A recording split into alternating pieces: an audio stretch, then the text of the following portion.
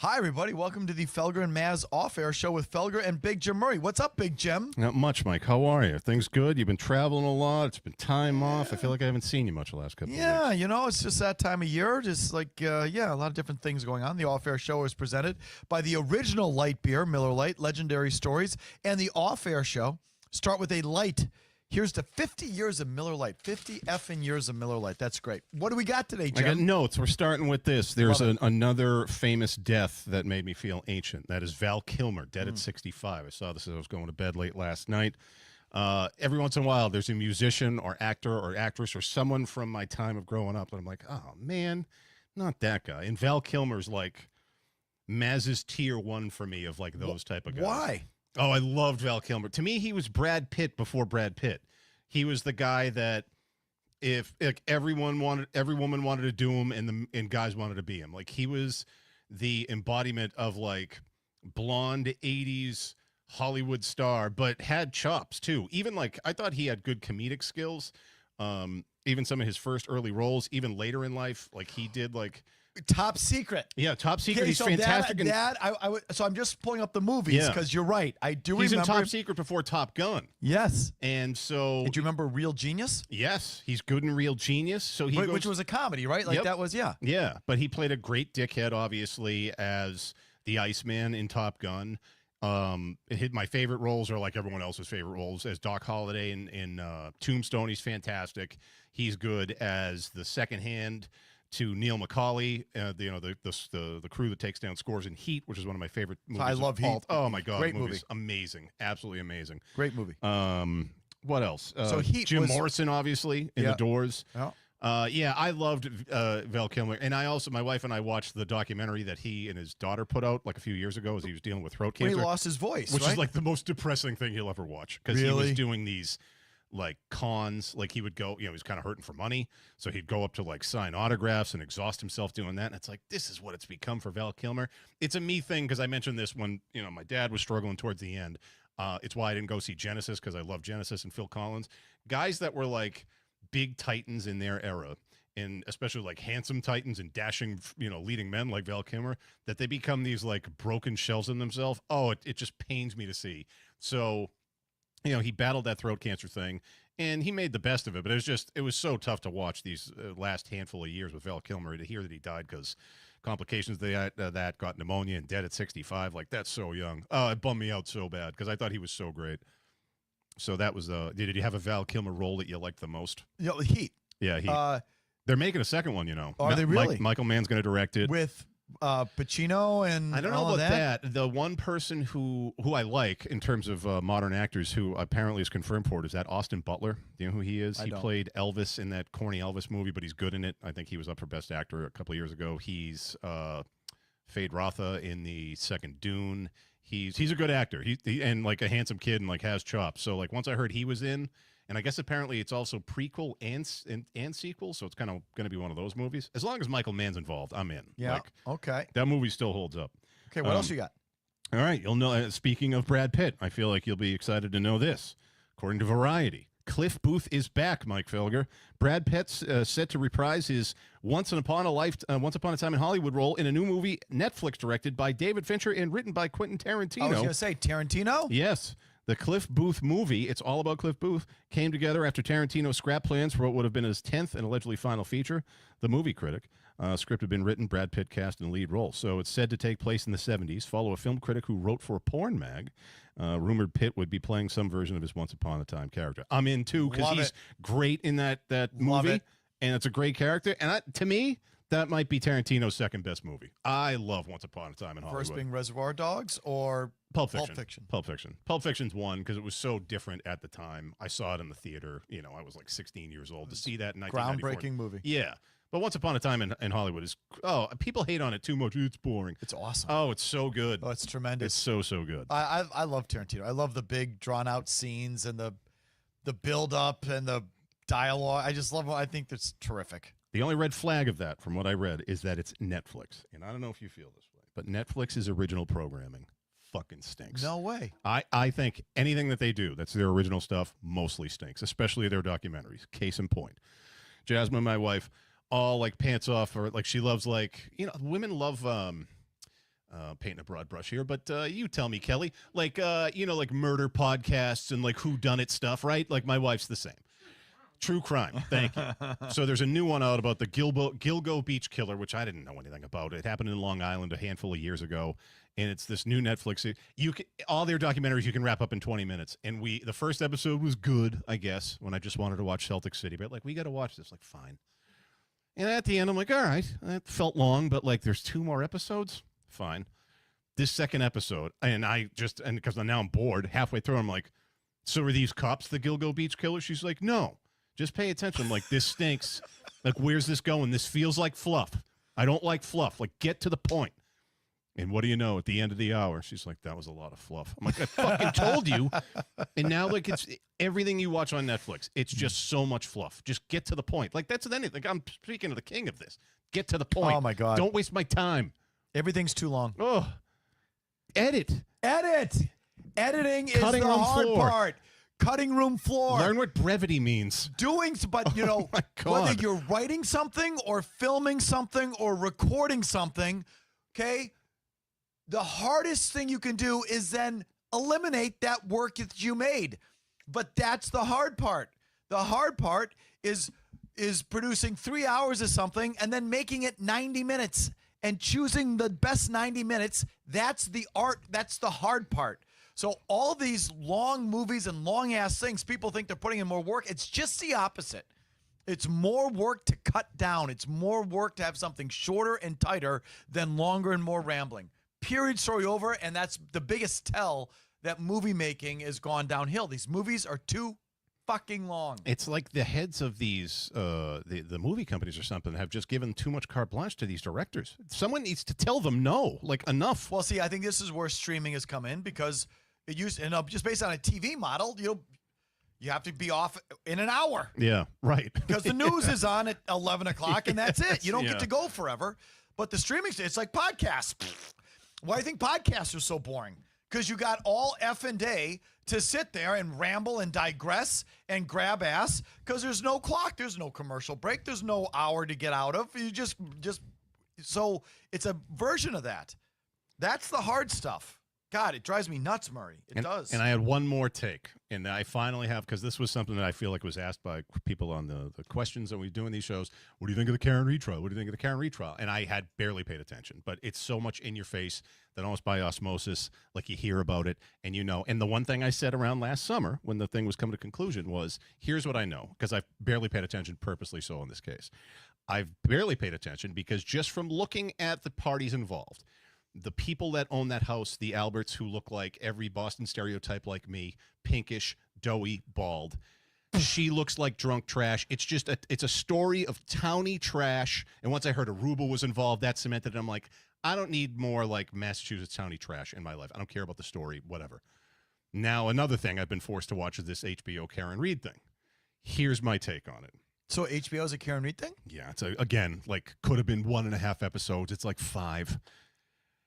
She should not talk. If I was her lawyer, family, friends, she does herself no service. Really? Oh. Stop with the antics. Don't make faces. Apparently, like all this stuff I'd never, people, I'm telling stories. It's like 8 months old that everyone knows. And I'm getting caught up with this. I purposely avoided this.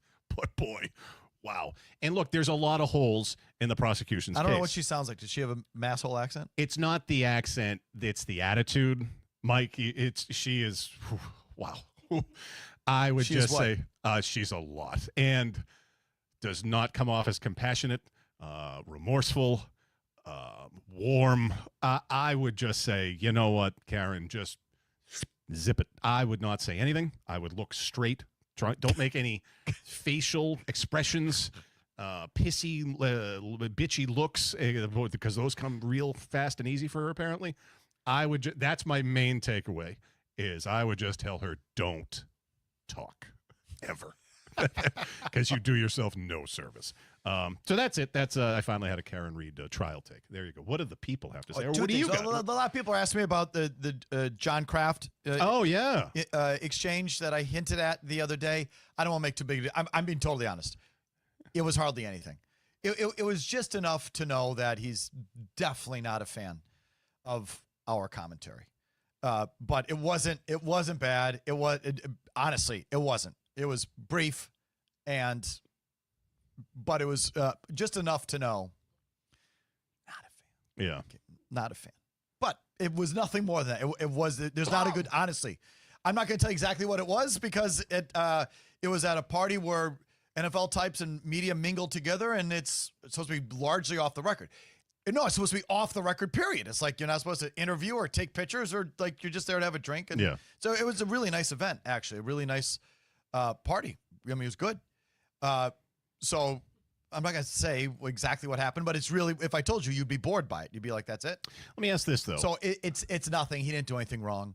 It was just enough to know that. Was it not the biggest fan? Was a beeline? And why would he be? Was a beeline made? No. Was it... I actually went to him and shook his hand, saying, "Good to see you, John." Okay. And Sarah was there, and that kind of added to it. That it was just sort of a pleasant, "Hey, how are you?" greeting. Was the handshake going on still? And no. Yeah. Okay. No. It honestly, it wasn't bad at all. Okay. If I told you what was said, you'd be like, "Felger, what are you even talking about?" He didn't do anything wrong or over the top or nothing. It just enough to know not a fan. And the other thing is dead shows. Oh yeah, how was that 3-show run? I will say the Friday night show that I saw there, the second of the 3, was one of the great rock and roll guitar performances I've ever seen out of John Mayer. His hand's fine again? Oh yeah, that's like 6 months ago now. Hand is fine. Hand is just fine. And is that his fret hand or his? It was fret hand. Ooh. Okay, which is bad. Like he says, it was the index finger of his fret hand, and he's like, that's the captain. Yeah, right. So he was hobbled when I saw him the last time. That's long gone, and he had a little demon inside of him that he just had to get out, and it was every little fucking exchange that he had, every chance he had. It was, mind melting. It was one of the great rock and roll guitar performances I've ever seen. Cool. Because I think he's just a tremendous technical guitar player. He is. He's outstanding. And he just released the beast. It was tremendous. And the other nights were good, but not over the top because I think they hold him back. I think they don't always let Johnny come out and play. They definitely keep him in the holster. Bob Weir wants it to be his band and his show, and you can just tell it's obvious that Weir doesn't want it to be the John Mayer show. Yeah, you said this from get-go. They just Johnny can't come out and play tonight, folks. And so there's a lot of that going on, which is really aggravating because when he releases, and it's, he's a rock star, and I'm glad that I'm fine with him being a rock star. Like a lot of the deadheads are like kind of, they don't like it. It's like they want another fucking old hippie there. Like, well, what are you looking for? Why can't we have a rock star here? And you can just tell Mayer too, because he'll come out like he came out with like this really expensive leisure suit, and he's a big watch guy. He wears these watches, and not that I would know what the fuck these things are, but some of the guys that I'm with do. It's like, oh my god, he's wearing a blah blah blah, and it's like a $250,000 watch. So he'll come out with I know so little about that $50,000 watch and this Ferragamo leisure suit, and it's like, oh. Johnny's ready to play tonight. Like Johnny wants out. Like you can just tell sometimes by the way he's dressed, like it's going to be a John night. And so 3 straight nights. You got a great John night. You went with your good time party guys. You go with your brother too? Yeah, he was there actually. So 3 straight nights. A lot has gone on. You lost your dad. You pent up. I imagine that PEDs were involved. After the 3 nights, did you feel like a fried grizzled hobo? Like how was the? Well, it's not like it used to be because. It's all micro. Yeah, so it's a micro experience. Yeah. Versus.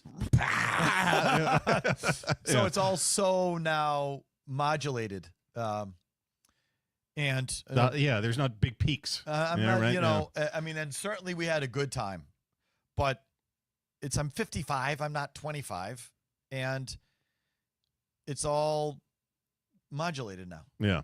So. I didn't feel as horrible as I used to. I'll put it to you like that. That's good. Yeah. It was good. It's great. Okay, what else do we got here? I don't know. What do the people have? Anything? What do the people have?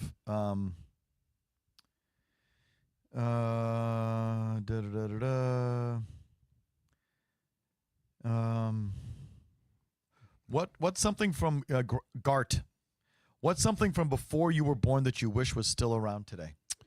A more grizzled, cool Manhattan. So it's one of the reasons I love the aforementioned Tarantino movie. I love like 60s looking LA, and I love grizzled early 70s looking New York. Yeah. It's too, after Giuliani, and like the city needed cleaning up in terms of violence and whatnot. That's a fact, but it's not. It's too Disneyfied, and it's kind of and there's still cool pockets of New York City. I love going there. But like Manhattan and the filth and the dirt, the cool dirt, it's really not in New York anymore. I would love that. It's definitely not. Like, you ever go to Little Italy? When's the last time you went to Little Italy? It's a block and a half. If it's maybe that now. Yeah, I mean, like I'm like, am I missing something here? Yeah, no, it's like gone. It's like a block and a half, and then I don't know if it's their Chinatown or like a Vietnamese neighborhood. That's that right Asian next community door. is like big there, and there's cool spots there and like great places to get like a banh mi. You know what I'm and talking about? Oh yeah, On the Lower East Side. Yeah. Yeah. No, that there really isn't like a Little Italy anymore. What out? Yeah, it's so just that started disappearing like 20 years ago. It's like one strip. Yeah. Of restaurants. Like our Little Italy, like the North End blows it the fuck out of the water. It's not even close. It's the North way End's better here. Still like a real little actual neighborhood. Yeah. That people live in the neighborhood like a thing. Yeah. I hope that remains the same because too. There's still real character down there. But that's the first thing that comes to mind for me. So what do I wish from before I was born? I mean, like a lot of things, but I don't know. This is gonna sound a weird thing to say. Smoking, that you could smoke in places. Like, and not that I'm not I'm a cigar smoker, and I will enjoy the occasional cigarette if I'm drinking, I guess. But I don't know.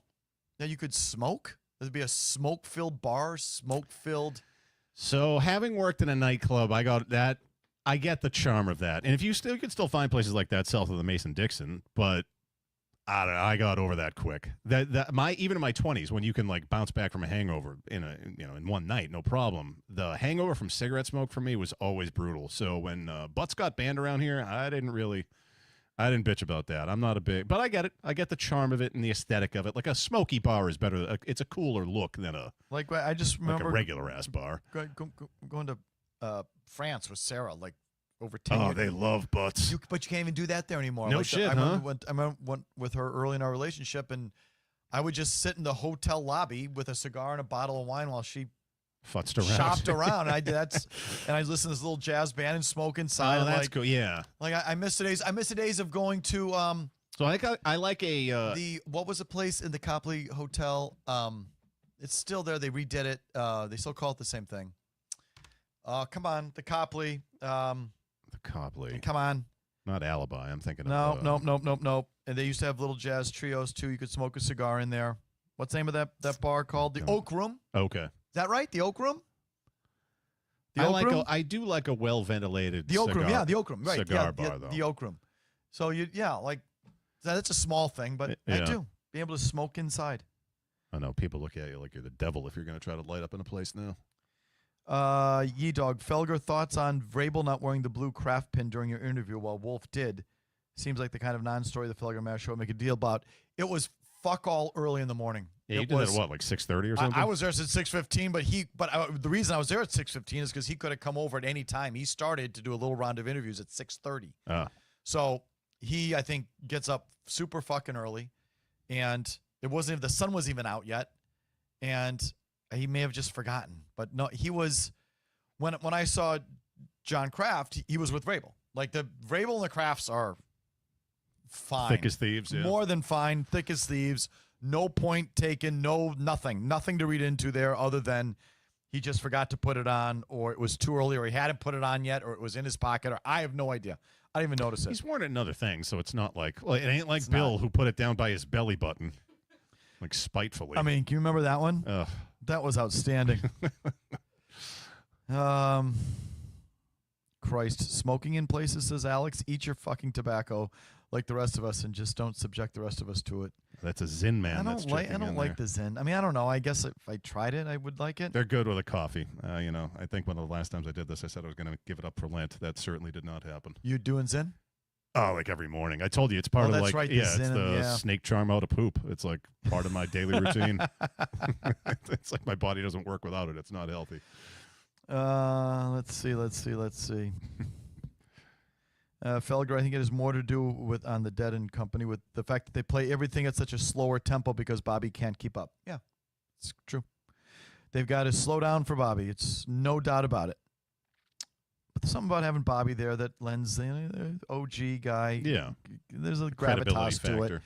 But I think when he steps aside, and it's the same band with O'Teal, plays bass. O'Teal used to be the O'Teal Burbridge. He was a bassist for Allman Brothers. And Mayer and Cementi, their keyboard player, and Jay Lane, one of the drummers. Replace Mickey Hart with Jay Russo, and just give me Joe Blow, rhythm guitarist. They will have a killer band. Killer. Anyway. How long's that run for? Are they doing it through like the next month and a half? May. Okay, The yeah. end of mid-May. Because they got to get the Backstreet Boys in there, right? Stu's going to go. Oh, that's right. Yeah, he's going. That's right. He's going to see the Dead. That's as right. part of the WrestleMania experience. Matt McCarthy, I don't know if this is our Matt McCarthy or not. He says, Murray, you've been critical of Howard Stern. When did this downfall start? I think post Artie. It's funny you say I actually just canceled Sirius the other day. And Really? Yeah. I don't use it enough. I just don't use it enough. I mostly was using it when I was going back and forth in North Conway a ton. And I'll probably miss it during the NFL season because they have like almost like a red zone channel that they do if I'm in my car that I like. But other than that, like They definitely do, yeah. I don't love it enough. And I don't know. Like once Artie left, I lost it on Howard. I've gone out the last couple of years. Not that I'm anything in particular. See, Artie, I don't care about his fucking cast. So like, I have no. And I'm not criticizing it necessarily, but I'm just not interested in. Was Artie the limo driver? No, Ronnie was the limo driver. He's still Who's around. Artie Lang was the comedian. Oh, that yeah, was like yeah. Once Jackie left, Artie filled in that role. He was like. And why is he not there? He was a massive drug addict. Yeah. And like basically like had a breakdown and left the show. That's Yeah. now like 12, 13 years ago. I'll pop in every once in a while, and there's still occasionally some bite there. I like the interplay with and like the grab ass with some of the people on the show.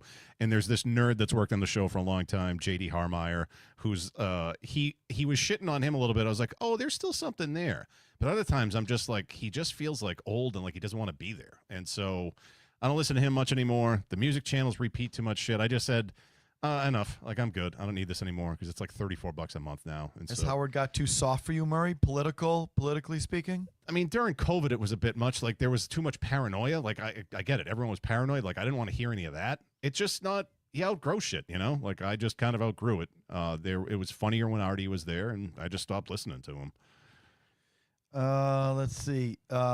XM doesn't work half the time. It's so in and out. I don't. Good. It was always good in my car. I mean, if you went under a tunnel, you're going to lose it. But that was. I mean, if maybe people know what I'm talking about, but there's two spots on the Mass Pike, right around Newton, that it cuts out and has been cutting out for 10 years in the exact same spot. Does that happen to anybody? No. Well, I'll tell you, there's the exact same spots around Newton Corner on the Mass Pike. There's two spots, like within a minute of each other, where it cuts out every single time. It's amazing. That's their gap in the satellite. Sorry. My North Shore people will know. So the Sports Hub completely goes blank in a spot on Route 1 going south, coming from Danvers when you split back on to get onto Route 1, right by, like before the cabaret and before the pho place. And you'll know where I'm talking about, like the strip malls are, and across from the Gold Medina. There is a spot, for some reason, the Sports Hub just goes blank. Like, it's so strange. And it's happened for 10 years now.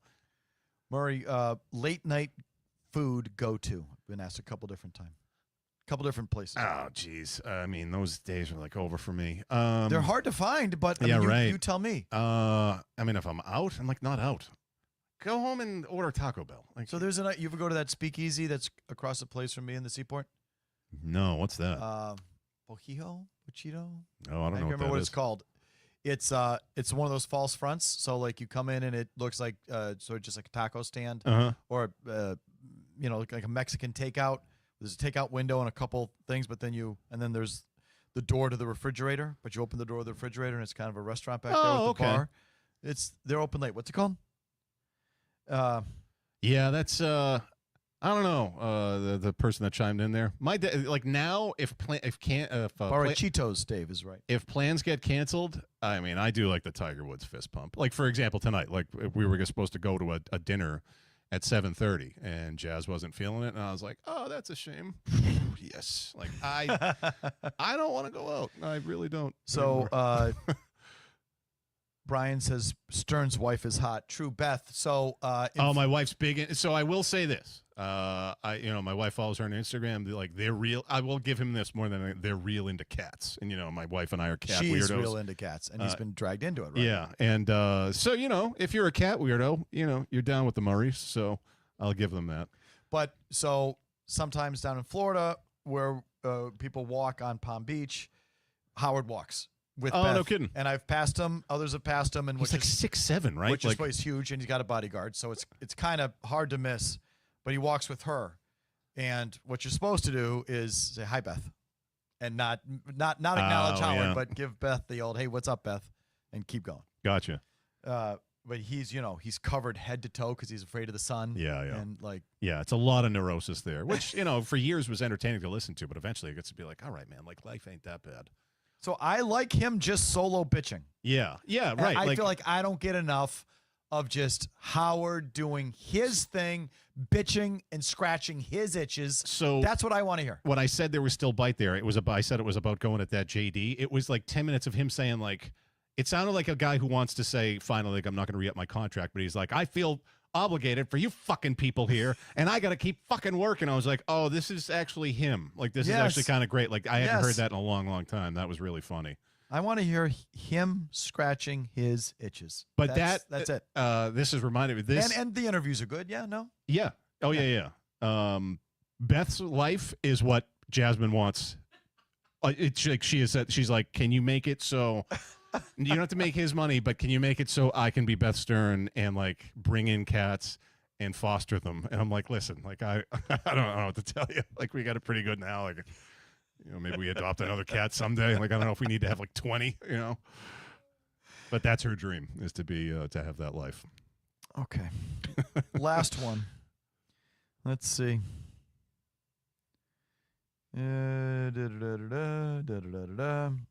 Carlton still alive or dead? We don't know. We haven't heard from him in a while. I mean, it's been a long time. We've thought he had passed a couple times, and the next thing you know, he calls us almost literally from his deathbed, Rose or from, like Lazarus, from beyond the grave, or something. Who knows? But if not, rest in peace, Carlton. He was a good one. Yeah, especially during the heyday of all the Patriot stuff. Jesus. So you get into some of that deep dish pizza over there. I wasn't expecting that. No crust. No crust, Murray. Just get some of the sauce and cheese. I'm super tired, so I do. My willpower goes when fades when I'm tired. I eat. I try and eat the thing away. All right, that's it. We're just going to end here. We gave you plenty. Yeah. Till next time, I think I'm here next week, and then it's Jay Stu before he heads off to Las Vegas for WrestleMania. So you'll get the full Jay Stu wrestling experience. Okay, thanks for tuning in, Kelly. Thanks once again for running the show. Thanks to Miller Lite for sponsoring this good time. We'll talk to you next Wednesday at 6:05. Bye. Bye.